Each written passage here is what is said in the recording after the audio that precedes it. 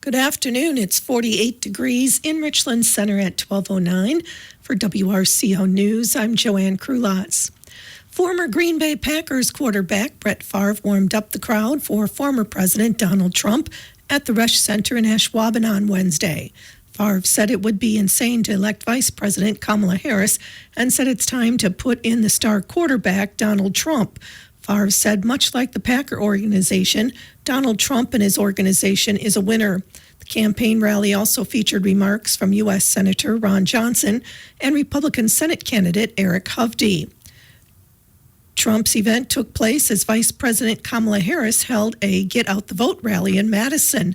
Both candidates will be back in Wisconsin Friday with events scheduled in Milwaukee.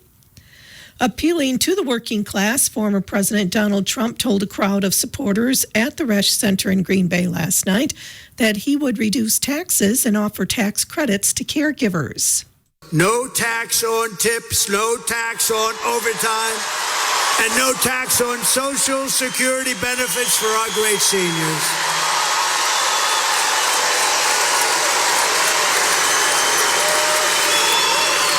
And I'm going to support a tax credit for family caregivers who take care of their parent or loved one, and they deserve it, right?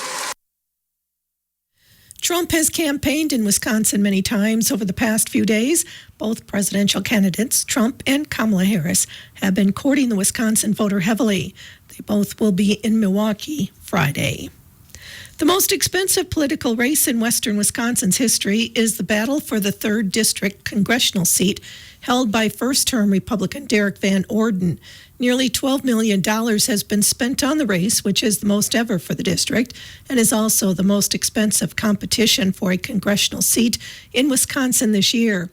Van Orden has raised over $6.6 million so far, while Democratic challenger Rebecca Cook has raked in over $5.3 million as of October 16th. The election is Tuesday. The Democratic nominee for the 3rd Congressional District, Rebecca Cook, hosted a pair of events in Eau Claire Wednesday. Cook traveled to the University of Wisconsin Eau Claire campus at noon for what she called a voting block party. Cook spoke with students and provided bus rides to help them cast their early votes. On Wednesday evening, Cook held a roundtable discussion on reproductive freedom with local medical providers and residents, listening to heavy personal stories and learning about ways the overturning of Roe v. Wade affected them. The latest poll before Election Day shows Democrat Kamala Harris's lead over Republican Donald Trump has shortened in Wisconsin to just 1 percentage point. In an end-of-September poll, Harris's lead over Trump was up to 4 percentage points. Poll director Charles Franklin says it should not surprise anyone if Trump wins, and it should not surprise anyone if Harris wins. In the U.S. Senate race, Democratic incumbent Tammy Baldwin is in a 2-point race with Republican challenger Eric Hovde, 51 to 49%. That's down from a 7-point lead Baldwin held over Hovde in an end-of-September poll. Both Harris and Baldwin's leads are within the 4.4 margin of error. At this stage of the election, it's time to get out the vote. This is a crucial step that can make or break the presidential campaigns of Donald Trump and Kamala Harris. They are nudging Americans to the polls or the mailbox or ballot box drop box to make their choices. Democrats are relying on a traditional strategy of targeted phone calls, text messages, and door knocking from the party and its allies to encourage turnout for Kamala Harris. Donald Trump has outsourced much of the Republican operation, including to America PAC, the organization supported by billionaire Elon Musk, which was giving away $1 million a day in prize money, an unorthodox approach. Wisconsin Governor Tony Evers is urging residents to sign up for health care coverage when the open enrollment period launches Friday. In a statement, Governor Evers praised the Affordable Care Act as a game changer for Wisconsin families, which saw over 250,000 residents sign up during the last open enrollment period. Governor Evers has also called for an expansion of Medicaid, claiming it would bring in nearly $2 billion at a crucial time for the healthcare industry. The open enrollment period will end January 15th. Wisconsin Attorney General Josh Kaul has asked the state Supreme Court to decide if the state legislature should release $50 million for the Act 20 reading bill. The legislation would develop an Office of Literacy to identify and implement literacy testing and curriculum. Governor Tony Evers used line-item vetoes to cut parts of the bill, which Republican legislators called unconstitutional. A Dane County Circuit Court judge ruled that Governor Evers used that authority properly in August, but rejected the request to force the release of funding. Can cow manure help solve climate change? Civic Media's Brittany Merlo reports. Experts at a recent congressional briefing say yes. Anaerobic digesters, known as dairy digesters, can capture methane, a greenhouse gas, from waste pits at dairy farms. A few farms in Wisconsin already use them. They convert the biogas to natural gas, which then can be used to generate clean power. Congressman Jim Costa, who represents part of the San Joaquin Valley, says it's a win-win. You can set up a methane digest operator that can really be very efficient, very effective, and produce a lot of electricity and handle the waste at the same time. So these sustainable farming practices have reduced operational costs to farmers. However, some environmental groups argue that this doesn't address so-called enteric methane, a natural byproduct of cows digesting their food, which is responsible for more than 70% of agricultural methane emissions. Advocates suggest a better solution would be for people to cut their consumption of dairy and meat. The Wisconsin Realtors Association released its September 2024 Wisconsin Real Estate Report, still showing a challenging market for first-time home buyers looking for lower-priced starter homes. However, home sales are up 3.8% compared to the first 9 months of 2023, thanks to a strong start to the year. Available supply is only 3.8 months worth, continuing to signal a strong seller's market, as it is well below the benchmark indicating a balanced market. The existing home market saw fewer sales in September 2024 relative to that same month last year, with 8.7% fewer sales over the most recent 12-month period. The median price rose 6% to $310,000 over that same period. There were very few listings below $200,000 in September. Specifically, only 18.2% of total listings were below that price point. In contrast, 31.4% of listings were in the $200,000 to $349,999 range, and the remaining 50.4% of listings exceeded $350,000. Thanks to a strong start to the year, year-to-date home sales are up 3.8% compared to the first 9 months of 2023. The median price for the first 3 quarters of 2024 was up 7.6% to $310,000 when compared to the first 9 months of 2023. Although both total listings and new listings rose in September, indicating a slight improvement in inventory levels, the housing market remained tight.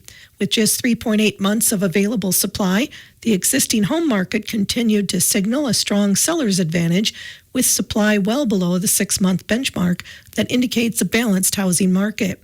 The trend of declining mortgage rates has improved affordability in the state. The average 30-year fixed mortgage rate fell to 6.18%, which is 102 basis points lower than the rate in September 2023. Combined with a slight increase in predicted median family income at just over 0.5% since September 2023, the rate decline helped offset the 6% increase in the median home price. Overall, housing affordability improved 5.7% over the past 12 months. University of Wisconsin health officials are sharing tips with parents on getting their children ready for the clocks changing this week. While adults are happy that to take the extra hour of sleep when the clocks fall back, young children may have a harder time adjusting their internal clocks with the routine change. Officials are recommending that parents ease their children into the time change by pushing back bedtime by 10 to 15 minutes each night for the rest of the week. The gradual change should help their internal clocks adjust better. A Dane County business that unintentionally served THC-contaminated pizza will not be cited. That's according to a report released Wednesday by Public Health Madison and Dane County. Dozens of people who ordered from famous Yeti's Pizza in Stoughton last week may have eaten food contaminated with oil that contained THC. More than 25 went to the ER, and children as young as 1 year old also ate food and got sick. Famous Yeti's voluntarily closed for deep cleaning and reopened last week. The oil with THC was also added to grinder sandwiches, garlic bread, and cheese bread prior to cooking. No citations will be issued as there are no regulation requirements for products derived from the hemp plant, and the oil that was inadvertently used is a legal product. The criminal case against the teenager charged with killing 10-year-old Lily Peters in 2022 is set to move forward in Chippewa County. The case has seen significant delays due to an appeal over whether the teenager would be tried in adult court or juvenile court due to the seriousness of the offense. The teenager has not been identified and is charged with first-degree intentional homicide and sexual assault. Peters was reported missing the night of April 24th, 2022, and her body was discovered in the woods in Chippewa Falls the next morning. A man wanted for a Dane County campground shooting is in custody. Dane County deputies say 33-year-old Micah Riggins was arrested Wednesday night and booked into the jail. Riggins is suspected of repeatedly shooting a man at Madison Campground in DeForest October 20th and fleeing the scene. He now faces charges of attempted homicide and possession of a firearm by a felon. The victim in the case survived the attack. It's time for this week's Richland County History Moment with Richland County Historical Society President Ken Thied. Was it just 8 years ago that history was made in Richland Center? This article is titled, Town in Wisconsin Breaks Record in the Spirit of Halloween. It's an article written by Kristen Stevenson, published the 3rd of November, 2016. And now for a Richland County Historical Society History Moment. Here's the rest of the story. According to GuinnessWorldRecords.com, Richland Center, Wisconsin, USA decided to get very festive for Halloween this year by attempting the record for the longest line of carved pumpkins connected. Organized by the local Halloween Spirit Committee, the event took place this weekend at Crosscup Park, where all members of the 5,080 persons of the community were welcome to attend. Efforts to begin carving the pumpkins for the Halloween celebration started on Wednesday, where children, families, and the elderly came to Richland Center to carve pumpkins in a traditional manner. The setup began at 6 in the morning on the day of the event. Local businesses were also determined to contribute to the cause, with Walmart donating $15,000 worth of pumpkins and nearby farms giving hundreds away to help provide enough materials to break the record. Many were pleased that the attempt unexpectedly helped the community come closer together while also potentially bringing a record previously held by Japan back to the United States. In order to beat the prior record holder, the town would need to produce over 2,015 pumpkins and arrange them in a connected line, the tough number to beat, and a requirement that would need many hours of labor. After an adjudicator, Jimmy Coggins, arrived in very dramatic fashion out of a helicopter that transported him to the event, he got right to work tallying the creatively carved squash. Many waited in great anticipation to see if their hard work and contributions had surpassed the former record. Once the official adjudicator combed through the area, a very lengthy line of pumpkins it was that, the crowd cheered as he announced they had achieved smashing it with 3,975 pumpkins, a Guinness Book World Record. Listen next week for the history of Richland County, covering an interesting article about the pattern of Richland County's presidential voting in elections since 1980. The Richland County Historical Society appreciates your support. It's been a great year with many new family, individual, and business members. Would you consider joining? For just $10 a year, individuals or families can be a member. Yearly memberships for businesses, just $20. A lifetime membership is available for just $100. Membership payments and donations can be sent to the Richland County Historical Society, 213 South Central Avenue, Apartment 1, Richland Center, Wisconsin, 53581. The Society hopes you're enjoying these weekly history moments. Last Saturday was Drug Take Back Day. Chief Billy Jones reports that the Richland Center Police Department, with the assistance of Partners for Prevention of Richland County, participated in the Drug Enforcement Administration's National Drug Take Back Day, which is a biannual event. The event was hosted at the Richland Center Police Department and continues to be well received in our community. We held the fall Take Back Day.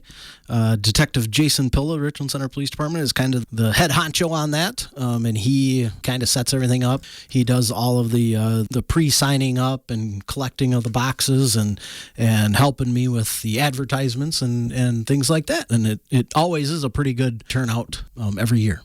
Drug Take Back Day is intended to encourage citizens to safely dispose of unneeded or expired medications. It's just a great way to get unused and expired medications, whether prescriptions or over-the-counter, pet medications as well, off out of people's cabinets and off the street and disposed of properly. Chief Jones says residents have embraced the Drug Take Back program. It's one of those things that where sometimes you just you get some medications, whether it's from a loved one that maybe has passed away, or maybe you just have a medication change in your lifestyle. And it's just always a good question on what do I do with it? People have always been told, don't flush it down the toilet because that's how it gets into our water system and that's how our groundwater gets contaminated, things of that nature. And ever since we've put the drug boxes throughout the community and the county, this is just an extra step and a good reminder of when we have it twice a year to bring in those expired or not used medications. The drop boxes around the community have become popular for use year-round for disposing of unused medications. The last couple of years, we've actually collected way more medications out of the drop boxes because they're available every day. So that would mean our numbers or maybe the weight has gone down on the actual drug take back days. But that's okay. We want people to know and to use the drug boxes that are throughout the community. So this year, we collected 31.6 pounds of medication during the 4-hour event. So on Saturday, the 26th, that was how much we brought in. We then, above and beyond that, collected 212.2 pounds of medication just between the center pharmacy and the Richland Center Municipal Building drop boxes. So we have one at the Center Pharmacy and one at the Municipal Building. On top of that, we then collected 80 pounds of medication that was turned over from us from the Richland County Sheriff's Department. So they have a drop box up on the second floor right outside of dispatch. And then we also have a drop box at the Viola Village Hall, which we collected 25.8 pounds of medication from that drop box. So in total, we collected 349.6 pounds of unused medication. Chief Jones said the nearly 350 pounds was equivalent to 11 boxes of unused medications, which were then submitted for destruction. Detective Pilla then loaded up in his squad car, and on Monday he then took that to DeForest to the State Patrol headquarters, and from there it goes on to a semi truck, and they take it away and they take it to a giant incinerator, and they incinerate it and dispose of it properly. As a reminder, if you find you need to get rid of unused medications throughout the year, drop boxes are available year-round. We collect everything from your over-the-counter medications like your aspirins, Advils, and things like that. But we take ointments, we take patches, so pain patches are a big thing. Non-aerosol sprays, inhalers, creams, vials, pet medications, even liquids. If the liquid is still in its original container, we'll take it, bring it on in, and we'll get rid of it for you. Drop boxes are located at the Richland Center City Hall, the Richland County Sheriff's Department, Viola Village Hall, and Center Pharmacy. The Brewer Public Library in Richland Center will have a big anniversary celebration this weekend. Stacy Pilla is from the Brewer Public Library. We'd like to let the community know about our 55th year anniversary open house, which is happening this Saturday, November 2nd. Library hours on Saturday are from 10 to 2. Some things that we have going on will be a free will donation chili lunch from 11 to 1. We'll have some live music with Monty Burger. Our book sale room will be open. We've got a great special happening in the book sale room. And you can also pick up a free copy of the book WRCO, The Poisoning of Richland County. That's going to be the featured book for an upcoming community read, and that is by local author Katie Albaugh. The Brewer Public Library building exists because of a generous individual. In 1969, the building opened. Dr. A. Keith Brewer was a native of Richland County and a nuclear physicist with the U.S. Navy, and he decided to donate the building to us 55 years ago. The building is more than a library. Stacy Pilla mentioned some of the other uses, which you can find out more about at the event. We've got a lot of great programs going on. We have not just books, we have public computers. You can print, fax, copy. You can reserve a meeting room. There's no cost to do that. All kinds of features. The Friends of the Brewer Public Library and the Brewer Public Library invites everyone to the library's 55th anniversary open house Saturday from 10 until 2. The Brewer Public Library is located at 325 North Central Avenue in Richland Center. You can find more about the event and the library at richlandcenter.wi.gov/library. The Wisconsin Department of Transportation Division of Motor Vehicles now offers an updated motorist handbook that uses plain language principles to deliver driver information to Wisconsin residents that is clear, understandable, and easy to read. This revised motorist handbook focuses on making language simple and straightforward while still providing important information related to the rules for the road and transportation safety. It has been updated to address safety advances built into Wisconsin's road designs, including diverging diamond interchanges, dynamic shoulder use, and roundabouts. The highway signs section also reflects the most up-to-date sign images. The Motorist Handbook continues to be a vital resource to educate drivers. In addition to covering the driving basics and signs, the online interactive publication explains the process of getting and maintaining a Wisconsin driver license. Important safety topics, including dangerous driving behaviors and tips for handling emergencies, are also addressed. Embedded links take the reader to helpful resources. The Wisconsin DMV continues to make its information accessible to more people. Additionally, Wisconsin DOT's recent website update features enhanced ADA accessibility and a mobile responsive design for even more inclusive customer service. Nearly every DMV service is now available online at wisconsindmv.gov. Trick-or-treat hours around the area will be held this evening. WRCO will host Trunk or Treat at the fairgrounds from 3 to 5. Lafarge and the Village of Viola will hold trick-or-treat hours from 4 to 6. Reedstown will host a Trunk or Treat at Bliss Park from 4 to 6. Arena, Hillsboro, Lone Rock, Plain, and Spring Green hours will be from 4 to 7. Richland Hills Apartments will have at least 9 different treaters ready for you from 4 going until 7 unless treats run out before. Werewolf will stand guard at the entrance off the parking lot. Boscobel and Richland Center will hold trick-or-treat hours from 4:30 to 7:30. Hours in Gays Mills will be from 4 to 8. Avoca and Muscadet trick-or-treat hours will be from 5 to 7. And Blue River will hold trick-or-treat hours from 5:30 to 7:30.